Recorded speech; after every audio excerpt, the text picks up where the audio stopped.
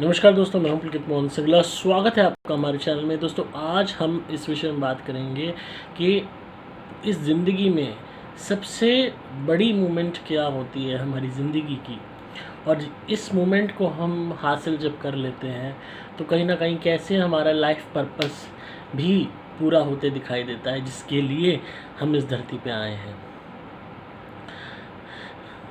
हर इंसान ज़िंदगी में हर तरीके के कर्म करता है, हर तरीके के कार्य करता है। हमारी ज़िंदगी में छोटे छोटे मोमेंट्स ऐसे होते हैं जहाँ हमें खुशी महसूस होती है, गर्व महसूस होता है। जब भी हम हार्ड वर्क करते हैं, कुछ अकॉम्प्लिश करते हैं तो हमें अच्छा लगता है, प्राउड फील होता है। इसमें सबसे बड़ी मोमेंट वो होती है जब हम अपने माँ बाप को गर्व महसूस करवाते हैं। उनको हम पे गर्व होता है, हमने कुछ ऐसा अचीव किया होता है जिसके कारण उनको हमारे बारे में, हमारा माँ बाप होने के नाम पे ही उनको उनका सीना चौड़ा हो जाता है कि हाँ, ये मेरा बच्चा है। हमारे माँ बाप को हमारे नाम से पुकारा जाता है कि देखो फलाने के पिताजी जा रहे हैं, देखो फलानी की माता जी जा रही हैं। वो होती है मोमेंट ऑफ प्राइड, वो होता है वो गर्व जो हम अपने माँ बाप को एक बारी अपनी मेहनत से जब करवाते हैं तो कहीं ना कहीं उन्होंने जो हमें पैदा किया, हमारे लिए पूरी मेहनत की, हमें पाल पोस के बड़ा किया, एक कहीं ना कहीं हम उसको एक सलामी के तौर पे उस बलिदान को, उस मेहनत को, उस सेक्रीफाइस को, क्योंकि किसी के भी माँ बाप ने अपनी ज़िंदगी में अपने बच्चों के लिए बहुत कुछ किया होगा और उनकी खुशियाँ पूरी करने के लिए ना जाने कितने छोटे छोटे सेक्रीफाइसेस किए होंगे। तो उन सबको जितना भी यूँ लगा लो उनका किया हुआ हम कभी खैर चुका नहीं सकते, पर उनको खुश करके, उनको गर्व महसूस करवा के एक कहीं ना कहीं एक योगदान दे सकते हैं, उनको ये बता सकते हैं कि तुम्हारी परवरिश जो है वो खाली नहीं गई। यूँ तो लोगों के लिए प्राइड ऑफ मोमेंट बहुत होते हैं। लोग एग्ज़ाम में पास हो जाते हैं तो गर्व करते हैं, टॉप करते हैं तो गर्व करते हैं, कोई जो है सामान अच्छा खरीद लाए तो गर्व करते हैं, नया मकान बना लिया तो गर्व करते हैं। अलग अलग मोमेंट्स पे लोग गर्व करते हैं। माँ बाप की पसंद की शादी हो गई तो भी गर्व करने लगते हैं। बट सबसे बड़ी मोमेंट इसमें कौन सी होती है, वो तब मानी जाती है जो आपकी लाइफ पर्पस से मैच करने लगती है। वो ये होती है कि आपने ऐसा कारनामा करके दिखाया कि आपके माँ बाप को ही नहीं, पूरी देश को, पूरी दुनिया को आप पे गर्व। इस तरीके का कारनामा करके दिखाना कि आपके उस कारनामे से गर्वित पूरी दुनिया हो जाए कि हाँ, मानव इतिहास में इस तरीके के लोग भी हैं जिन्होंने एक ऐसी एकम्प्लिशमेंट करके दिखाई है, ऐसी स्थिति में, अलग अलग परिस्थितियाँ, विपरीत परिस्थितियाँ होने के बावजूद कुछ अचीव करके दिखाया है।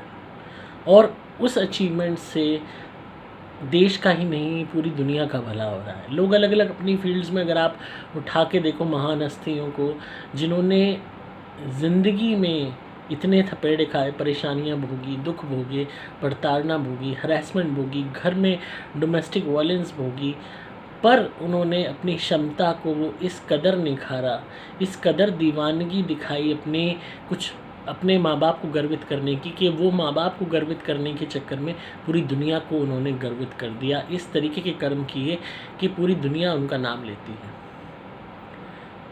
चाहे आप नेवी में देख लो ऐसे लोग, चाहे आप एयरफोर्स में देख लो, चाहे आप मिलिट्री में देख लो, चाहे आप आविष्कार करने वाले लोग देख लो, चाहे आप सेलिब्रिटीज़ में देख लो, चाहे आप पॉलिटिशियंस में देख लो, चाहे आप साइंटिस्ट में देख लो।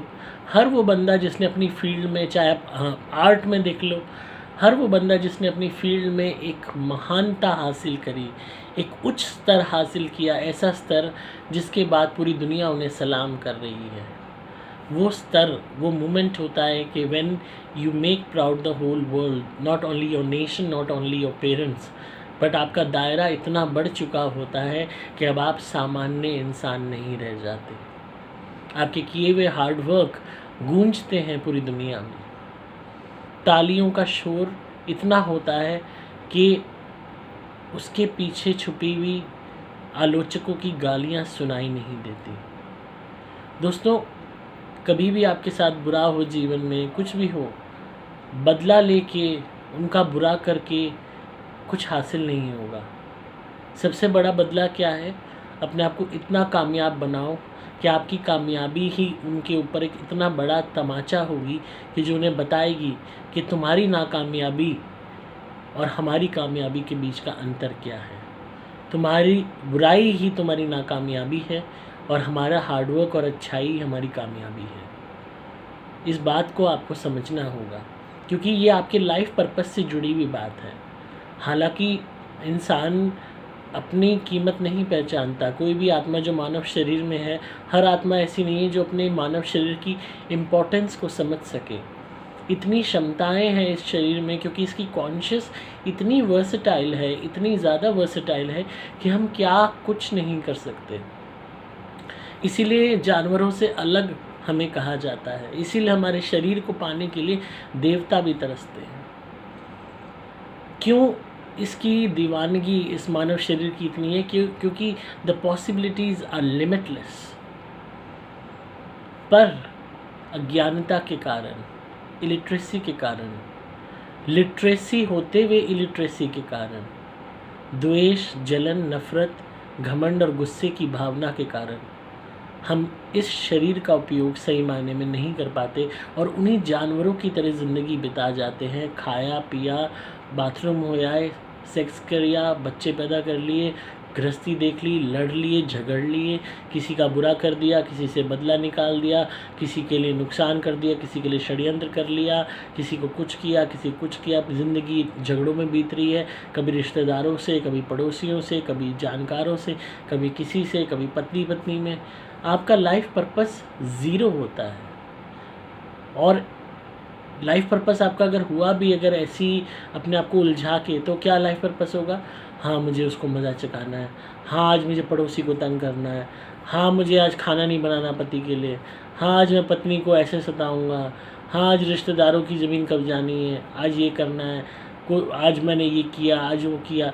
तो जो ऑर्डिनरी चीज़ें हैं, जो जानवर रूपी प्रवृत्तियों से सिमिलर चीज़ें हैं, सिमिलर एक्ट्स और कर्मास हैं, उसी में आपका जीवन निकल जाएगा। और जो मेन इसका लुफ्त उठाना था, इस मानव शरीर का जो सही इस्तेमाल था, जो आपकी लाइफ पर्पस से कहीं ना कहीं मैच खाता था, उससे आप बिल्कुल विपरीत दिशा में चले जाते हो और गुमनाम की तरह मरते हो। आपके जानकार, आपके घर वाले आपको जानते हैं, उसके बाद आपको कोई नहीं जानता। जब आप ख़त्म हो जाते हो, आपका शरीर ख़त्म हो जाता है, तो आपकी आत्मा प्रेत योनि में साधारण प्रेत आत्माओं की तरह ही है, पर उसकी यादों में भी वो साधारण है। घर वालों की यादों में भी आप साधारण ही रहोगे और वो घर वाले भी कुछ वक्त बाद आपको भूल जाएंगे। आपने देखा होगा जितने भी महान पुरुष होते हैं, इनकी आत्मा ना जाने कहाँ होगी, पर अक्सर यही बात कही जाती है कि स्वर्ग में होगी, ईश्वर के पास होगी। क्योंकि वी कैन नॉट एक्सपेक्ट कि इनकी आत्मा किसी योनि में हो सकती है या कहीं हो सकती है, क्योंकि हम ये एक्सपेक्ट क्यों नहीं करते? Because the kind of Karma they did, जिस तरीके के कमाल के उन्होंने कर्म किए, जिस कारण पूरी दुनिया में उनकी विख्यात वो हुए, वो जाने गए, उनके कारण हज़ारों, लाखों, करोड़ों लोगों की ज़िंदगियाँ बदली। वो जो मोमेंट होता है, तो हम एक्सपेक्ट कर ही नहीं सकते, सोच ही नहीं सकते कि वो कहीं इधर होंगे। हमारे पास एक ही थिंकिंग आती है कि जिसने हमें इतना कुछ दिया वो या तो ईश्वर के पास ही होगा, ईश्वर का बंदा ही होगा। और ये मोमेंट हमारे लिए, यही थॉट हर महापुरुष के लिए आती है। और चाहे 100 साल बीत जाए, हज़ारों साल बीत जाएं, इतिहास के पन्नों में वो अमर रह जाते हैं, क्योंकि उनकी आत्माएं ऑर्डिनरी नहीं होती। ऐसा नहीं है कि एक्स्ट्राऑर्डिनरी सोल कोई ऊपर से ही आती है। इस शरीर को पाने के बाद एक्स्ट्राऑर्डिनरी कर्म करके ही आत्मा एक्स्ट्राऑर्डिनरी बनती है, क्योंकि ये मानव शरीर इतना कमाल का, इट्स सच इम्पैकेबल मशीन कि इसकी पॉसिबिलिटीज़ इतनी ज़्यादा हैं।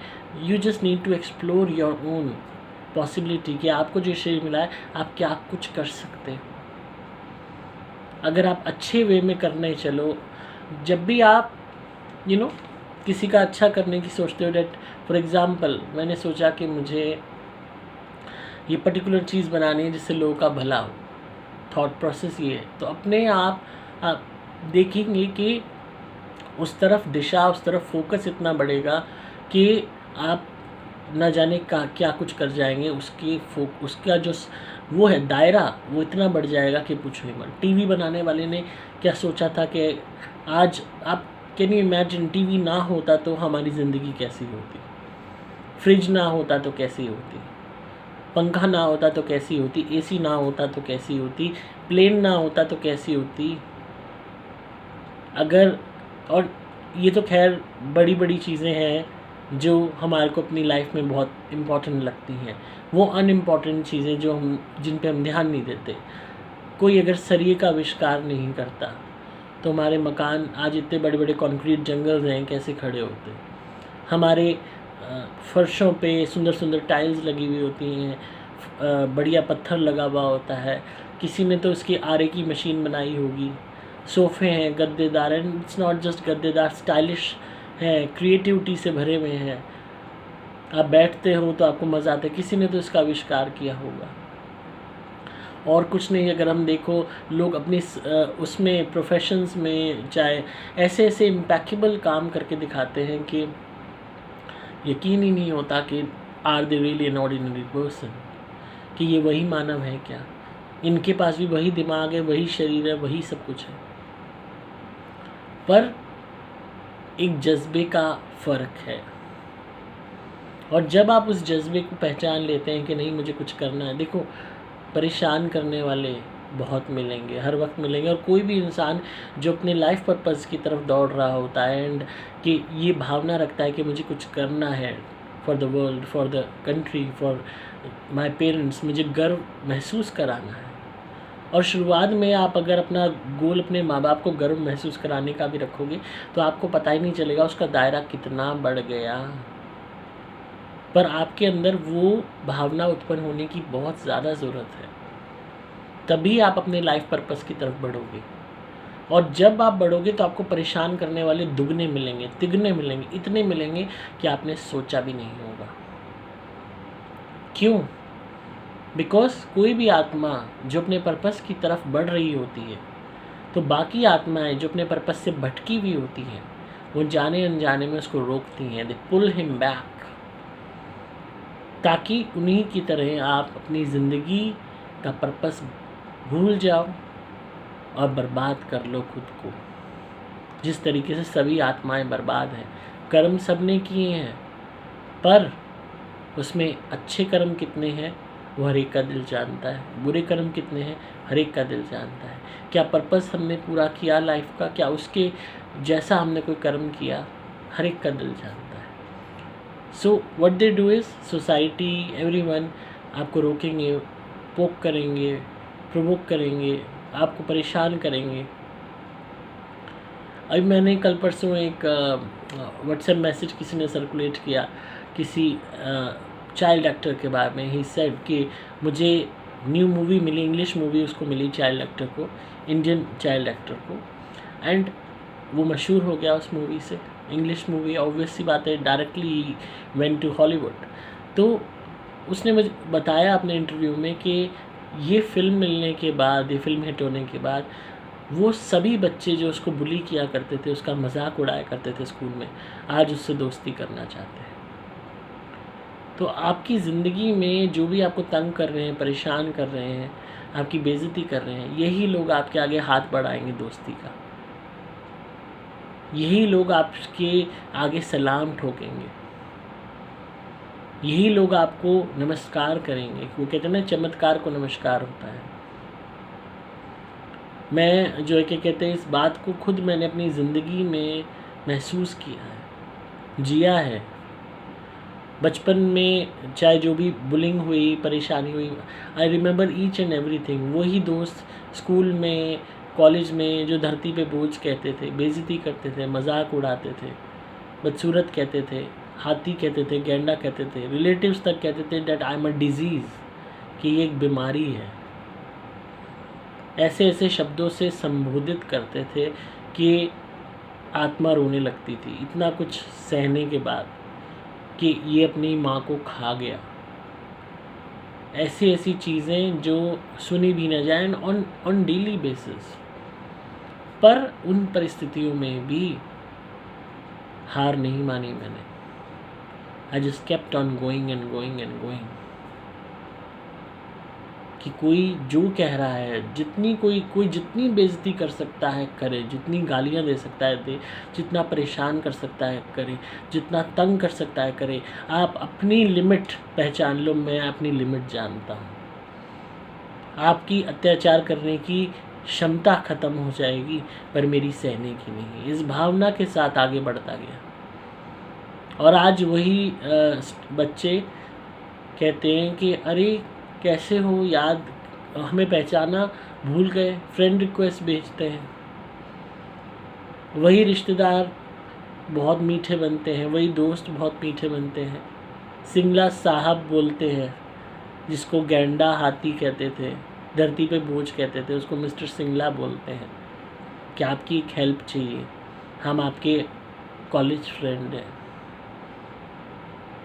वही पड़ोसी, वही जानकार लोग, वही सोसाइटी जो गालियाँ देती थी, वही आज चाहते हैं कि एक बारी मिल लो, एक बारी बात कर लो, एक बारी सम्मान, मतलब ऐसे ऐसे सम्मानित वर्ड्स देते हैं, संबोधित करते हैं कि हैरानी होती है कि इनका वही मुंह है जिस मुंह से ये बीमारी कहते थे मुझे, और उसी मुंह से ये भगवान का अवतार कहते हैं।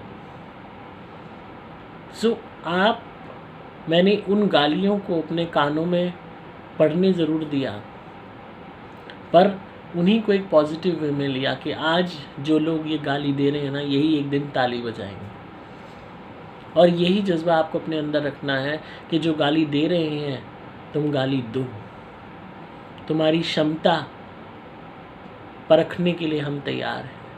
कितनी गाली दोगे, कब तक दोगे? कोई हंस रहा है, कितना हंसेगा? आई रिमेंबर दिस थिंग कि मुझ पे इतना हंसा गया शायद ही, आई रियली डोंट नो कि किसी पे हंसा गया होगा जब when I used to enter the class, school में या कॉलेज में या कहीं पे भी।